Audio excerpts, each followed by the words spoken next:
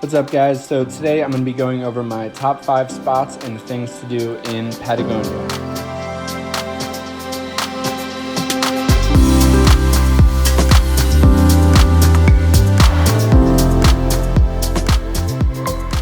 So Patagonia is a region that stretches between southern Argentina and southern Chile, and the border of the two countries is kind of just straight through the Andes Mountains. So both sides have some really incredible places.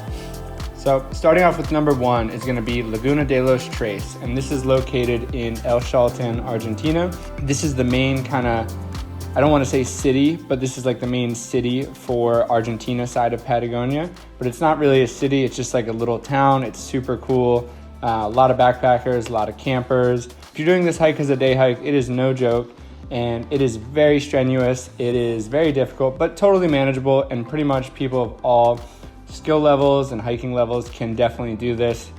If you'd like, you can split it up and you can rent some tents and sleeping bags and sleeping pads from town, and you can stop at Laguna Capri. There's a nice campsite, or you could stop at Pointsnot, and that is another campground.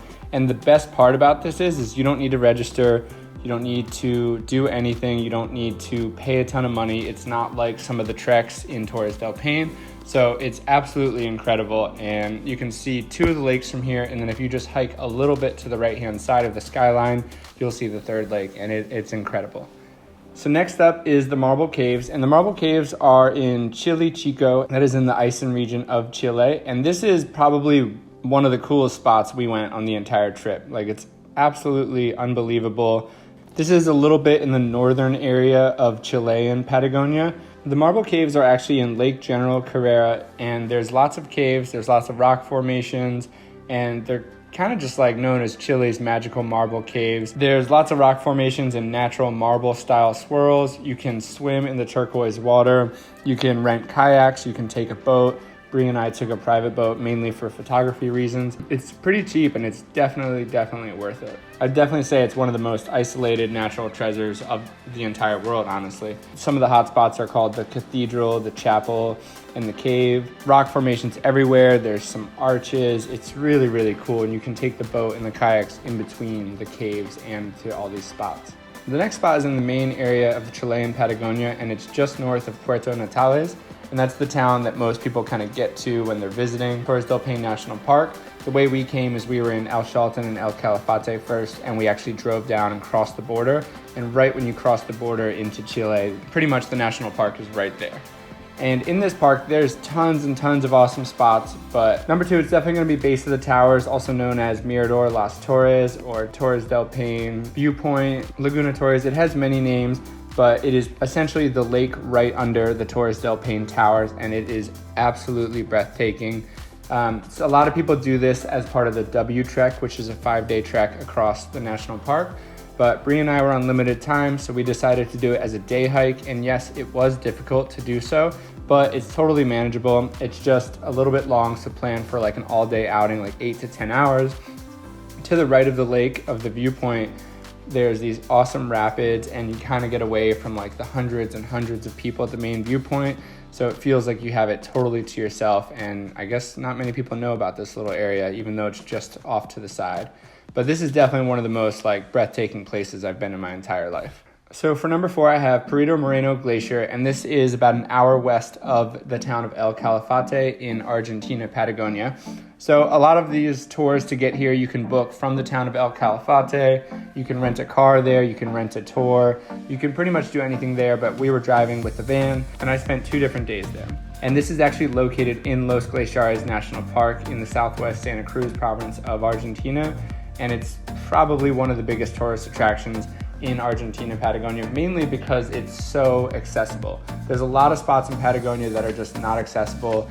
It's one of the few places in the world that's just like relatively untouched by man, and that's kind of what makes it so special. But this glacier in particular is extremely accessible for anyone. You don't need to hike or anything. You pretty much go to the parking lot and then you walk all of the walkways that they have. So super accessible for pretty much anyone.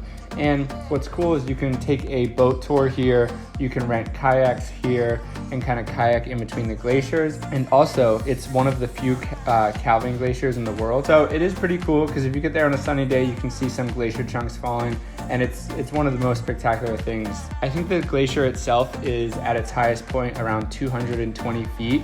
And that's just from what you see from the top, because normally glaciers, you're actually only seeing the top 20%. So 80% of the glacier is underwater. So this is a massive, massive glacier. So for number 5, I've got Parque Pingüino Rey, and these are where you can see king penguins in Chile. It is one of the most incredible things. I don't think I ever thought growing up I'd see king penguins in my life. So seeing them through my camera lens was very, very crazy. You can only see them from a distance, and this is to kind of respect their natural habitat, and they take really good care of the area. But it's an amazing natural reserve, and with a nice long telephoto lens, you're still able to get some pretty close-up shots. And it's just so funny watching these king penguins kind of waddle and just do their thing. So yeah, this park promotes conservation and protection of the king penguin and the vegetation, the other wildlife, and archaeological sites in the area. And this is located in the Magallanes and Antarctic region of Chile. So this is very, very south Chile. I'd say it's near the southernmost point of Chile. It was just so cool being able to see king penguins in the wild.